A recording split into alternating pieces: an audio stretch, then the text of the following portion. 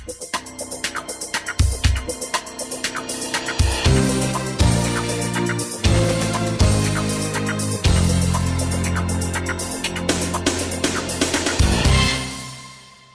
programa Estação Saúde está no ar, mais uma semana começando, mais uma vez entrando aí na sua casa e já agradecendo a sua audiência.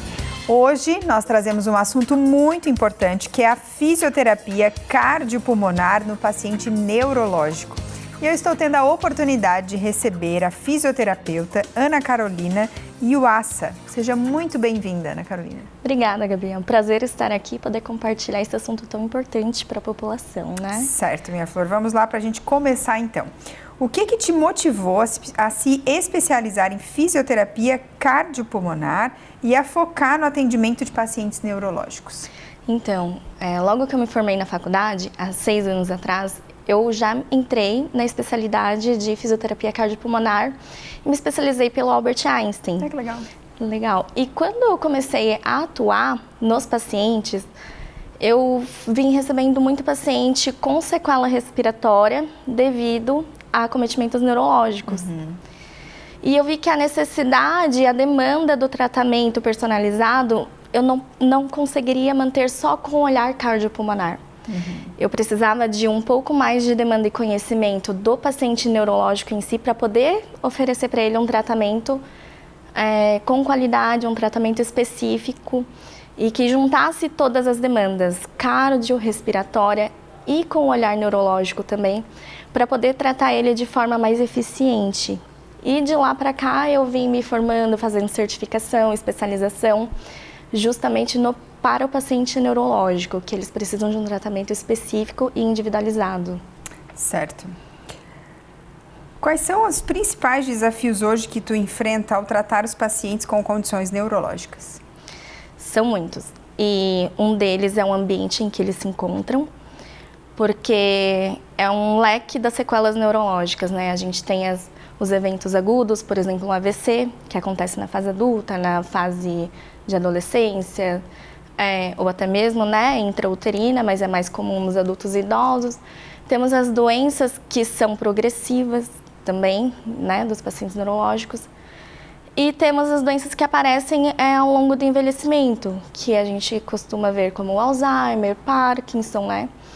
Então, um dos maiores desafios, além da doença em si, é o ambiente em que ele vive, quais são as possibilidades que ele pode realizar o tratamento, as adaptações, né, no lar. Então, é muito amplos os desafios que a gente vê para conseguir adequar e conseguir otimizar a melhora desse paciente. Hoje, para quem está em casa entender um pouquinho, que a gente tem todos os tipos, né, de público. Sim. Quais são os maiores problemas neurológicos, as doenças, para as pessoas que estão em casa entenderem, assim, um pós de um acidente? O que é muito comum, né, nos adultos, é um pós-trauma. Então, muitos acidentes de moto, quem tem trauma, né, trauma cerebral, muito AVC, certo? O AVC é um índice muito grande de acometimento neurológico. Nos adultos são esses. Infantil, a gente tem um público muito grande de paralisia cerebral, que tem N motivos, né? Intrauterino, pode ser no pós-parto. E também temos do público que agora tem uma demanda maior, que são das doenças progressivas. Por exemplo, a AME, certo? Que precisa de um cuidado respiratório refinado também. Certo. Como que a fisioterapia pode contribuir para a qualidade de vida dos pacientes neurológicos? Esse tema é muito amplo, muito boa pergunta. A fisioterapia ela é essencial, porque os pacientes neurológicos, o nosso corpo é um sistema só, certo? É um sistema com múltiplos sistemas. Então, para o indivíduo ter funcionalidade, e a funcionalidade básica, escovar um dente, conseguir se locomover de uma cama para um banheiro para poder escovar um dente, fazer suas necessidades fisiológicas, conseguir conversar, se alimentar, ele precisa de ter um mínimo de condicionamento físico. Ele tem que ter um coração funcionando adequadamente para ele conseguir ter esse gasto energético. Ele precisa de um pulmão, de uma via respiratória saudável para ele conseguir fazer esses movimentos e não correr risco, por exemplo, de uma broncoaspiração, Então, para eu conseguir conversar, para eu conseguir engolir uma saliva, conseguir me alimentar, eu preciso ter uma musculatura, um tônus adequado para não fazer esse movimento de forma errada e não pôr a vida em risco. Então, eu preciso ter todos esses sistemas fortes e íntegros para conseguir realizar essas mínimas tarefas de forma mais adequada possível. E às vezes são coisas tão pequenas do dia a dia, mas que, né, quando nós temos, a gente parece que não dá muito valor, mas para quem perde, né, o fato só de engolir a saliva, de conseguir se alimentar, isso é tão importante. E não engasgar, e Sim. não, né, pra gente é tão banal, porque é tão corriqueiro, né, que Sim. a gente não percebe que para conversar, eu e você aqui, por exemplo, estamos periodicamente engolindo saliva, estamos sincronizando respiração com fala, postura, estamos adequando a nossa postura.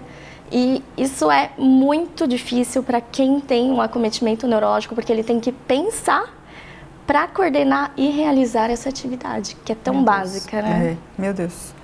O quanto é importante, né? E aí, para você que está aí nos assistindo, fica a reflexão de sermos gratos por aquilo que temos, né? O simples fato de poder desenvolver as nossas atividades sozinhos, sermos independentes. Às vezes, né, eu tenho a oportunidade, e até eu mesma, né, eu gosto muito de ler e tenho lido um livro que fala, Um Dia Sem Reclamar, é o nome dele. E é bem interessante e o livro trata sobre isso, de coisas muito comuns do dia a dia que a gente não para refletir, para agradecer, né? Então, a Ana Carolina está nos trazendo, né, o lado profissional da sua vida, né, trazendo os pacientes, a abordagem, né, quais são os pacientes que ela mais atende, mas isso para nós que estamos assistindo nos traz uma reflexão do quanto precisamos pensar sobre isso e sermos mais gratos. O programa Estação Saúde vai para um rápido intervalo, mas a gente já volta. Fiquem ligadinhos com a gente.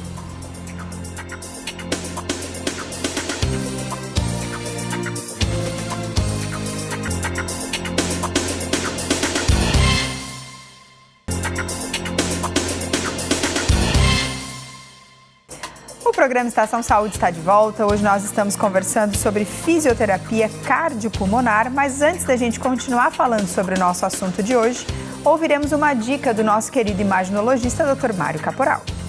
A vesícula biliar é uma bolsa que mede, em média, assim, 6 centímetros de comprimento, 7, e tem uma capacidade de acumular 500 ml de bile. A bile é produzida pelo fígado, que é jogada para dentro da vesícula como um reservatório, para que na hora oportuna você pode se utilizar dessa bile. O organismo pode se utilizar dela, principalmente quando você se alimenta, come muita gordura, um alimento mais pesado. Então a vesícula se contrai, expulsa a bile e ali é ocorrido parte da digestão para ser absorvido para o nosso organismo. E a vesícula biliar pode ser sede de doenças, como de pedras dentro da vesícula, inflamação, pólipos, lesão crônica de vesícula biliar. E o melhor método para analisar a vesícula biliar é a ultrassonografia. Você fique certo disso. A ultrassonografia nos permite a boa avaliação do conteúdo da vesícula, se está num tamanho normal, se as suas paredes são normais, são anatômicas, se não tem distúrbio, se não tem pólipos, se não tem calcificação, se não tem inflamação. Por isso, a ultrassonografia é o método de escolha para a avaliação da vesícula biliar. E já que estamos falando em saúde, não tem como não lembrar que a Ecoclínica atua no diagnóstico por imagem com excelência aqui na nossa região há mais de 40 anos. Ecoclínica, Centro de Diagnóstico por Imagem. Há 35 anos cuidando da saúde das pessoas de nossa região. Inovação, confiança nos resultados, tecnologia e acessibilidade ao alcance de todos. Atendimento com unidades nas cidades de Tubarão, Capivari de Baixo, Braço do Norte e Jaguaruna. Centro de Imagem referência em saúde para a região. Exames modernos, ultrassonografia, mamografia digital, dessintometria óssea, tomografia computadorizada, radiologia invasiva, raio-x, equipe especializada e humanizada à disposição para atender bem a todos. Agora você encontra a Ecoclínica também nas redes sociais. Ligue e agende seu horário. Para você que ligou a TV agora, eu estou recebendo a fisioterapeuta Ana Carolina Yuassa. Já estou íntima, né, Carol? Já vou chamar Ana Carol. Quais são as condições neurológicas mais comuns que você trata na clínica hoje? Você já deu uma pincelada, né? Isso. As condições neurológicas que a maior índice na clínica são os pacientes pós-AVC e também do público infantil são os pacientes com alguma sequela de paralisia cerebral que tem algum acometimento cardiopulmonar. Certo. Que dicas que você daria para familiares, pacientes familiares de pacientes neurológicos? A dica que eu daria seria ter um olhar mais amplo, porque muitas vezes os pacientes neurológicos apresentam sequelas motoras e as outras áreas acabam sendo negligenciadas ou então acaba sendo tratada como normal. Então, o indivíduo, vamos supor que é o paciente que nasceu numa condição, né? Agora é um paciente infantil. Certo. Ele tem uma síndrome, ele nasceu com aquela condição, ele teve um procedimento, precisou ser entubado ao nascimento, foi para traqueostomia, às vezes faz ou não uso de ventilação mecânica. Então a família está tão acostumada com aquele quadro dele, nossa, ele está assim, a doença é assim. Só que não, hoje os estudos, as tecnologias estão avançando e com isso também estão avançando os tratamentos. Então é importante que a família nunca se acomode com a condição daquele indivíduo, porque ele tem potencial. E a gente precisa trabalhar através dos potenciais e os objetivos de melhora dele ou de melhorar a funcionalidade e qualidade de vida dele. Certo. Quais são os principais desafios para a reabilitação de pacientes com fraqueza muscular após internações prolongadas? Quando uma pessoa sofre um acidente, às vezes ela fica 2, 3 meses internada. Fica, né? Eles passam por um processo muito grande, né, dentro do hospital. Que às vezes eles vão para o centro de terapia intensiva, na UTI, recebem tratamentos, ficam um longo tempo, depois vão para um quarto de enfermaria. E um dos grandes problemas é a perda de massa muscular. E são nos músculos, né, que a gente tem reserva energética, onde ficam as mitocôndrias, maior concentração. Então, onde tem respiração celular e a gente precisa de músculo para conseguir ter maior demanda de força muscular e de condicionamento para todo o tratamento do corpo todo. Então, um dos maiores problemas é a fraqueza muscular, a sarcopenia, perda de massa muscular. Então, a gente precisa de uma equipe multidisciplinar atuando, o médico cuidando do paciente como um todo, precisamos de um nutricionista também atuando, dependendo, né, do caso, entra o psicólogo, entra a equipe de enfermagem, entra a equipe de fonoaudiologia. Então, o paciente precisa de um olhar completo para ele receber um amparo de todas as áreas e ele conseguir ter uma evolução constante. Certo. Qual é a importância de um fisioterapeuta especializado no manejo de pacientes com traqueostomia? Para quem não sabe, a traqueostomia é quando os pacientes precisam, né, ficar entubados durante muito tempo e aí é um tempo limitado e depois faz um buraco, né? Pode chamar, né? Isso, um buraquinho na traqueia. É uma órtese, né, respiratória. Quando ele tem algum problema que não permite que ele faça a ventilação através da via oral nasoral, ele faz então uma traqueostomia, que é um procedimento que vai encurtar e facilitar a respiração. E quando esse paciente tem a órtese, querendo ou não, é um objeto estranho. Então, pode haver processos inflamatórios, infecciosos. O paciente ele tem alteração da via respiratória e aquela via não pode ser negligenciada. Então, a gente precisa trabalhar muito via aérea superior, porque ela entra em desuso. Nossa. E ela não pode entrar em esquecimento, né? Então, a gente precisa trabalhar muita estimulação da musculatura de via aérea superior. Precisamos ter os cuidados para evitar infecção, evitar inflamação, ensinar o manejo aos cuidadores. E também precisamos manter a saúde pulmonar dessa área que está se readaptando está funcionando com essa órtese. A gente precisa manter a integridade pulmonar e respiratória dos músculos respiratórios. Certo. programa Estação Saúde vai para um rápido intervalo. Não saia daí que a gente já volta.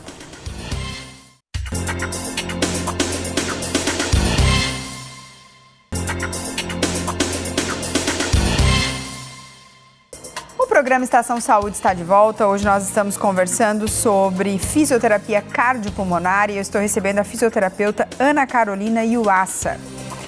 Carol, quais são os sinais de alerta para pneumonia em pacientes neurológicos e como que a reabilitação pode atuar na prevenção? Então vamos ficar em alertas. A pneumonia é uma infecção, né, do trato respiratório.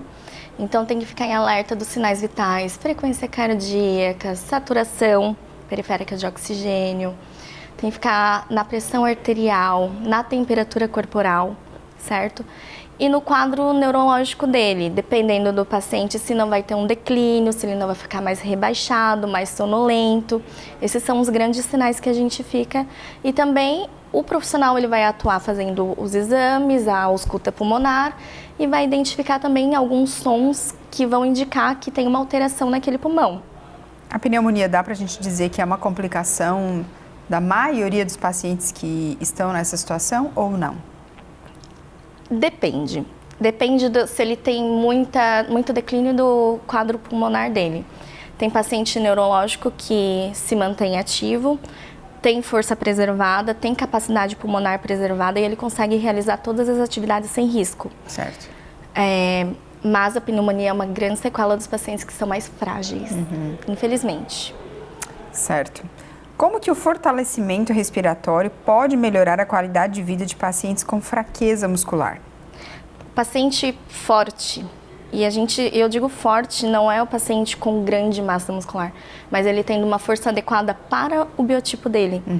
Porque os estudos eles apontam e a gente se baseia através, por exemplo, de força muscular inspiratória, que é a força dos músculos que puxam o ar.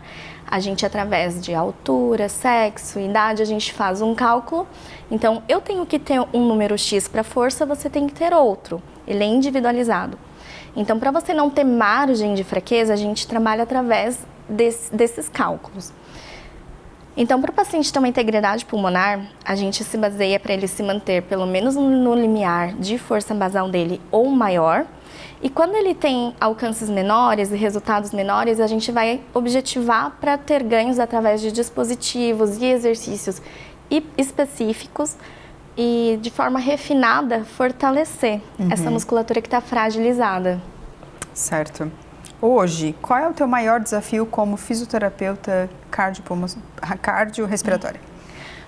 O meu maior desafio é conseguir implementar a cultura mesmo, assim, desse cuidado, sabe? Do olhar, assim, poxa, meu avô, por exemplo, tem um AVC, ele é tão fraco e ele se cansa tanto para fazer uma atividade básica.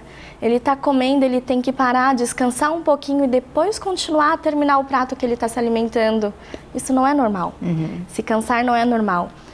A pessoa come e tem pigarros, tem acessos de tosse enquanto está se alimentando ou bebendo água, não é normal. É um sinal de disfunção. Claro que tem disfunção de deglutição, que a profissional de fonoaudiologia vai tratar, mas o condicionamento e capacidade pulmonar não pode ser negligenciado. A gente tem que ter um olhar refinado e tratar, para ele evitar com que broncoaspire e coloque a saúde pulmonar em risco, né? Certo. Tu pode explicar como que ocorre o trabalho multidisciplinar na prevenção das complicações respiratórias? Sim. O trabalho multidisciplinar ele é muito importante. Eu valorizo muito e eu acho que o indivíduo que é tratado por um profissional só, né, ele não é tão bem tratado. Quando vários profissionais que estudam de formas diferentes, agregam, cada um com a sua capacidade, com o seu entendimento, vão agregar muito na saúde desse indivíduo.